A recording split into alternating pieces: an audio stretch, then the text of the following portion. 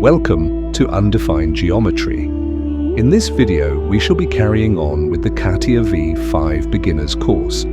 Following on from the shaft command, we shall be looking at the groove command.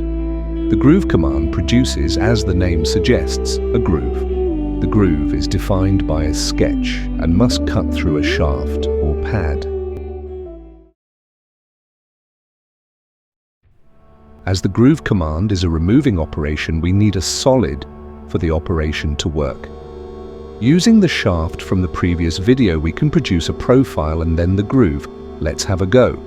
First, select a plane for the sketch and then produce a profile. This profile can be any shape but has to bisect the edge of the existing solid. Once the profile is created, exit the sketch and pick the groove command. The groove dialog box will open. Make sure that the sketch you just created is selected and then pick the center of the shaft as the axis of rotation. Press OK and the groove is created. We can edit the groove by double-clicking on the groove icon in the tree. We can change the starting and finishing angle of the groove and the profile itself. That's all for the groove command. If you have made it this far and are enjoying these videos, please like and subscribe.